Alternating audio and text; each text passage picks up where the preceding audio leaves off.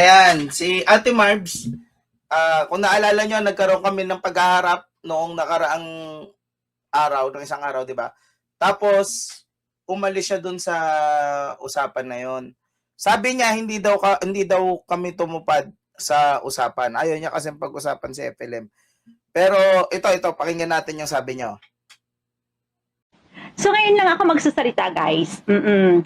Humingi ako ng sorry sa lahat ng mga nandoon sa live na Earl Vlog nung isang gabi kung bakit ako umalis. Kasi may kasalanan naman talaga sila eh. Hindi sila sumunod. Hindi sila sumunod sa usapan. Dapat meron kaming topic. Ibang topic sana. O hindi sila sumunod, kaya iniwan ko. Ako kasi guys, yung tipo ng tao na once I say it, talagang ginagawa ko. Gagawin ko talaga. Babaan ko talaga kayo. Kasi iba yung topic ng pinag-usapan natin eh, di ba? So ngayon guys, no, sa lahat ng mga vlogger na gustong mag-interview sa amin, kasi sabi niyo takbo nga kami ng takbo, ganyan.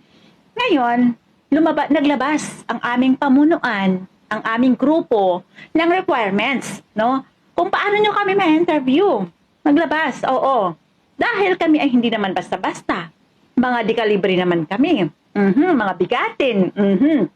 Walang bayad. Kasi interview lang yan. Hindi bali yan, di ba? Dapat gawin nating legal. Legal ang lahat. Paano, ha? Ngayon, ang requirements ng aming grupo, ito guys, kailangan mag-submit muna kayo ng NBI clearance. Oo, NBI clearance. Diba? Simpleng bagay lang yan. Tapos, kailangan kilala namin kayo. Kailangan kilala namin kayo. Mag-submit lang kayo ng ID. And then, pag nabigay nyo na yung requirements na yan, hindi na kami tatakbo. Haharap na kami sa inyo. Gusto nyo yung panel? Kasi ilan ba kami? Si Ayutala. Ako, si Kuya Alex. Si paring Casper. Sino pa? Si Junior. Oh, 5 kami. Tapos yung interviewee, halimbawa, si Bungo, si Earl. Kasi ang streamer naman hanggang 10 yan. So, bahala na kayo kung sinong gusto nyo isama. Gusto nyo ano tayo hanggang magdamagan. Kahit hanggang ano oras, unlimited yan. I-submit nyo lang yung hinihingi namin requirements. And then, dun go. Mag-ano tayo, mag-usap-usap tayo. Lahat ng gusto nyong itanong nyo, hindi na kami tatakbo. Ngayon, deal or no deal lang yan. Pag okay sa inyo, then, wala problema. Bakit pa kami tatakbo, di ba? Ayan, so napanood nyo kung ano yung sinabi niya. Ang dami na niyang hinihingi na requirements, no? NBI clearance, tapos ID daw, ganyan. Ang kaya ko naman mag-provide sa kanya noon, pero I reserve the right for my privacy, no? I reserve the right to my privacy pala. Ayan. Anyway, obviously, akala kasi nila yung mga tao dito na nagre-react sa kanila at saka nagre-react dito kay Alex Pabella takot na takot sa kanila. Wala naman dapat ikatakot diyan sa mga yan unless mamamatay tao sila, 'di ba? Anyway, ito yung snippets ng mga papapanood ko sa inyo yung snippets nung mga nangyari. Tapos please, i-take note nyo ha, yung time na umalis siya. Tapos sabihin nyo sa akin dito, comment down below, kung justified ba yung pag-alis niya dun sa yung tanong ko. Actually, ako yung nagtanong nun, no? Pero si Bungo yung pinagbibintangan nila. No? And okay lang yan. Sabihin niya sa akin, no, justified ba yung take note dun sa mga sinasabi niya ha. Paano ka napunta sa Mangusin content? Parang sa Mangusin content, actually, hindi ako ganun ka-interesado sa buhay ni FLM talaga at that time. Hindi, kahit na sumikat siya noong 2021, yun, dahil nga sinasabi ko, I have monetization yung account sa FB, kailangan kong i-sustain yun, which is napaka-limited na lang sa status ng buhay ko dito. So, ang ginawa ko at the time is, dahil laging nadaan sa feed ko itong away nila ni Boss MG, si Makagago talaga, yun ang kilala ko, na even na nasa Hong Kong ako, gumagawa na ako ng pakunti-kunting mga reaction video sa kanya, kay Diwata, na so, at the time, tumaas din ang engagement ko, million din ang inabot. Inabot dahil din sa pagkontento kay Makagago. So, alam ko na yung process ng ganun kasi, na pag sinide mo yung mga binabash. Actually, mababash ka, tatas yung engagement mo, makilala ka.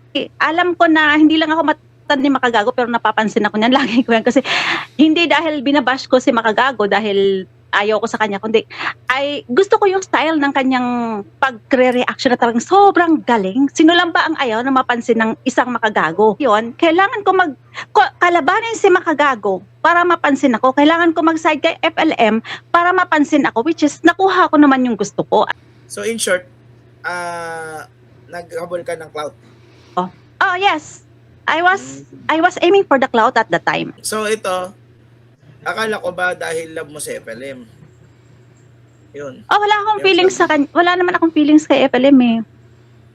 Kasi kailangan mo kasi gumawa ng content na parang totoo, yung emotions, yung feelings para maramdaman ng tao yun. Kasi kung hindi yun maramdaman ng tao, yung mga bashers na FLM na galit sa kanya, hindi ako papasukin nun. Sa kanya na mismo nagmula, no? Nagpapapansin siya kay Makagago. Tapos eventually, nagsaside siya sa mga ayaw ng tao, sinasadya niya para mapansin siya ng tao. Sabi niya, tumataas daw ang engagement niya kapag kinakampihan niya yung mga ayaw ng tao. Tapos, nung tinanong siya kung for clout lang talaga ba yung ginagawa niya, yes daw. Tita Marbs, wala naman akong problema sa'yo, pero may problema tayo dito. Di ba? Yung moral responsibility na tinatawag.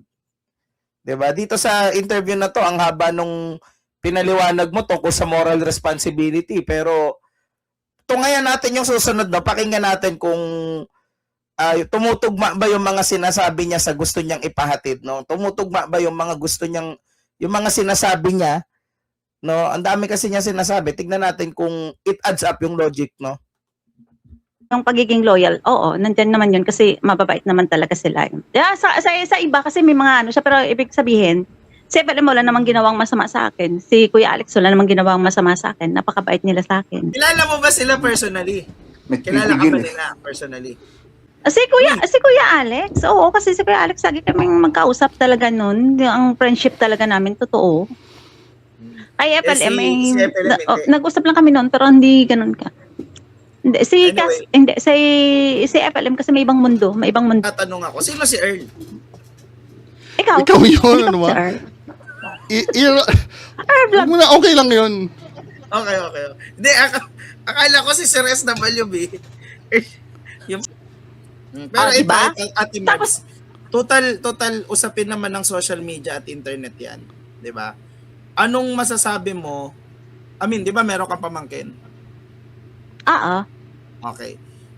I-recommend mo ba na manood sila kay Kulaong? Seryoso tanong.